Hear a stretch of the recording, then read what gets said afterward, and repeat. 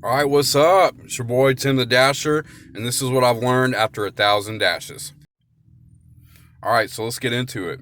First things first, time is money like a motherfucker when you're out here driving around for DoorDash, man. I advise patience and understanding, when you're at a restaurant to pick up food because you need to be a professional. But I don't recommend waiting more than 5 minutes. At least that's my time limit, is 5 minutes. Other DoorDash drivers say they'll give it about 10 minutes, and they say that's a pretty fair. For me, though, that's a little bit too long. 5 minutes, maybe 6 or 7 if it's like a decent payout. But in general, I'm not waiting more than 5 minutes. And it's not because I'm impatient or anything like that. It's just that in order for me to make money and be able to do this, really, I have to be constantly moving. If something's taking more than 5 minutes, I just unassign it. I'll let the next dasher get it. There's no harm, no foul in it. And I just move on, because time is money like a motherfucker. Understand that. All right, number two, you will make yourself very frustrated if you make this about how much you make per hour. Sometimes you're going to make like $30 to $40 per hour, but sometimes you're going to make like $0 fucking dollars per hour. You're going to make yourself bipolar if you look at it like that. I know you probably come from the employee world where you're used to, an amount per hour means, it determines whether it's good or bad, but you're out here working, this is called gig work.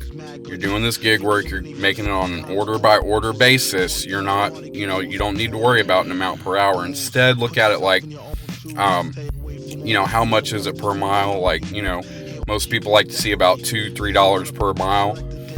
Personally, me though, like I look at it like I set out a fucking goal for the day.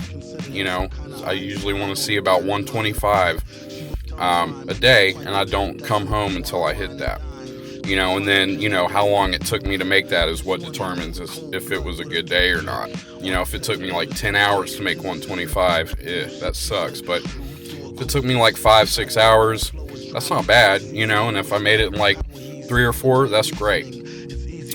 But don't look at this like how much am I making per hour. You'll drive yourself crazy, I promise you. All right, number 3, you got to be a hustler.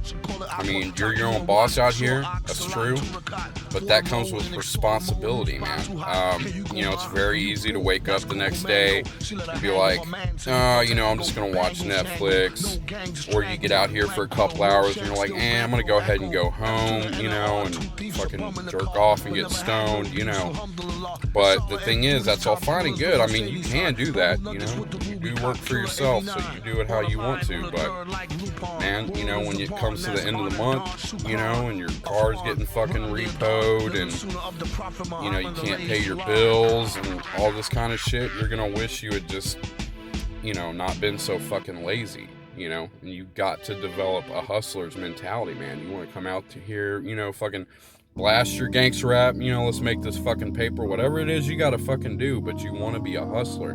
You don't want to come out here and just kind of half-ass it, because you're gonna end up back as an employee somewhere if you don't.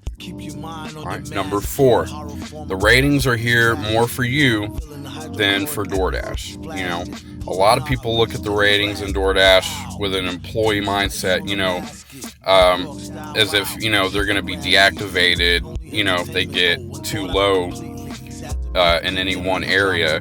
And man, you have to try really, really hard to like get deactivated because of something like a customer service rating being too low. I mean, it's more here to let you know how you're coming across to customers and stuff, and that way you can look at that and use it, in your own personal way that you handle your business and improve upon it or whatever, but they're there more for you than they are for DoorDash. And don't worry, I'm going to do a whole entire video about how to use the ratings to your best advantage. All right, number 5, driving for DoorDash is addictive as hell, especially on really busy days when it's order after order after order after order, man. Orders are like Pringles, dude. Once you pop, you can't stop. And that's great, but you have to be careful because you can burn yourself out real easily going nonstop all the time like that. It's a bit like working out, right? If you're a workout person, and you're all about that physical fitness and shit, well, you know what I'm talking about. Like, it's real easy to just like keep working out, but if you don't get the proper amount of rest in between reps, you're gonna burn your muscles out. You're gonna get exhausted. You're gonna fucking want to just sit around instead of, and the same thing happens when you're dashing all the time, because you're full of energy and you're making all kinds of money. And then, after a few days, you wake up and you just can't get out of fucking bed for the life of you. And so it's because you're exhausted. Be sure to take breaks during slow times. And, I take one day off a week, and then I usually somewhere in there sprinkle in a half day, just to be like, fuck yeah, I'm not an employee anymore. I just go out and dash for a couple hours, and I'm like, fuck it, I'm gonna go home and get stoned.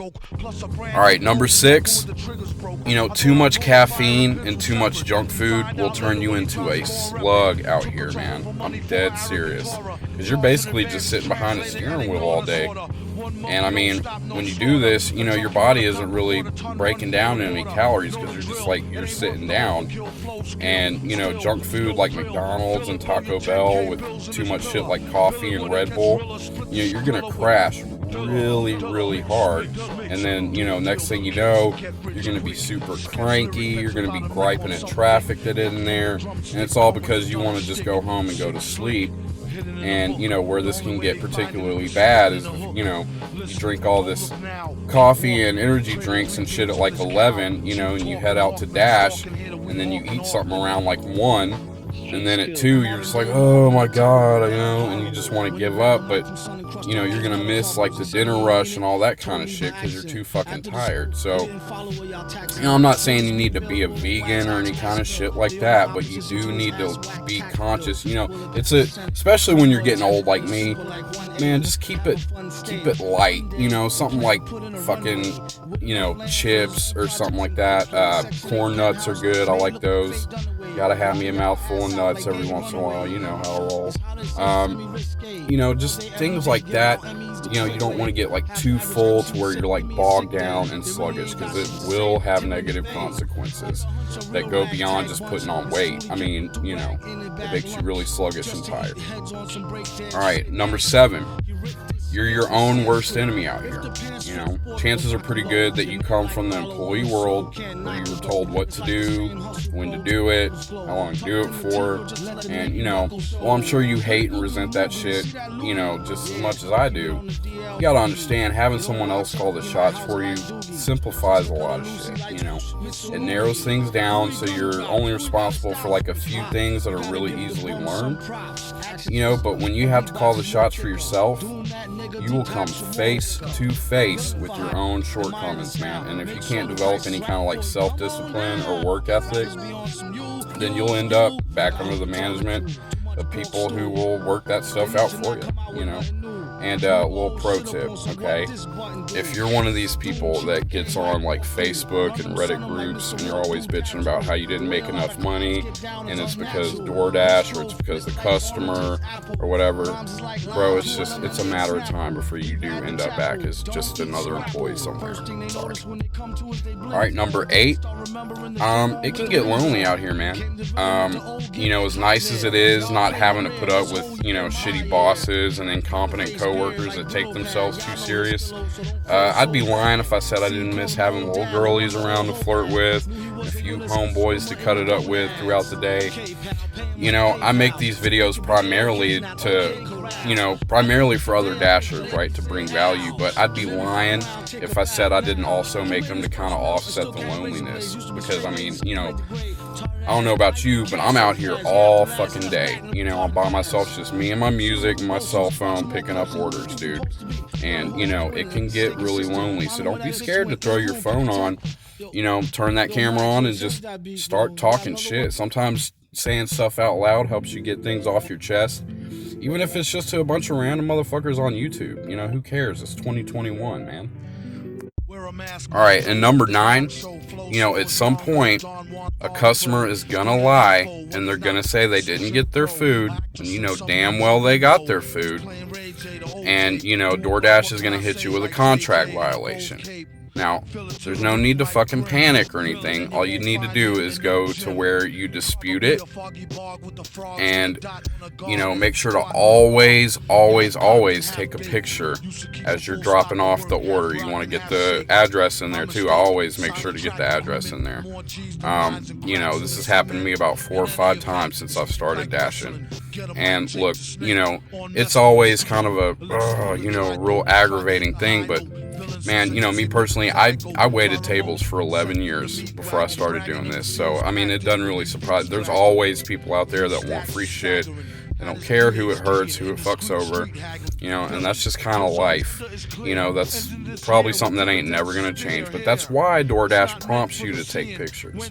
But even when it doesn't prompt you to take a picture, you want to go ahead and do something just in case. Because, it will happen to you. It's not if, but when. There's some shitty people out there, man. Adapt, don't complain. Alright, and number 10, last but definitely not least, kind of a two-parter, your car and your phone. Alright? Your car, it needs to be your car, right? It needs to be one that you have access to at all times. You don't want to be a one-car family, trying to balance it out, because it's going to cause a lot of problems.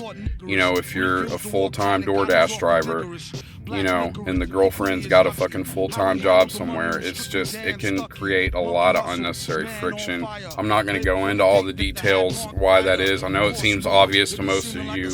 My dumb ass, I started out when we were just a one-car family, and yeah, I almost became single because of it, And the second part is, your phone. Believe it or not, you don't want to use a really cheap phone, because that motherfucker is going to glitch out like hell. Because, you're constantly going between the DoorDash app and Google Maps. DoorDash, Google Maps, and eventually your phone just, gets overloaded with, processing power that it doesn't have. And I can't tell you how many times I'd be trying to dip out of the restaurant to go to the customer's, house and deliver the food and be done with it. But fucking it would take 5 minutes for Google Maps to load up. It's frustrating, man. So I ended up getting a newer phone, and it's made all the difference in the world. But you definitely want your own car to do this in, even if you're going to rent from Hertz or something. You want a car that you have access to, and you want, you don't have to have the most expensive iPhone or whatever, but you want a decent phone. You don't want to go cheapest. You at least want to get mid-grade, so your phone can handle processing power and stuff like that. But anyway, I'm Tim the Dasher. Thank you guys so much for checking me out. I really appreciate you guys. Like and subscribe, help a brother out. Share this if you want to share it with anybody who's got questions about this kind of stuff, and stay tuned for more content, man. Let's make this money.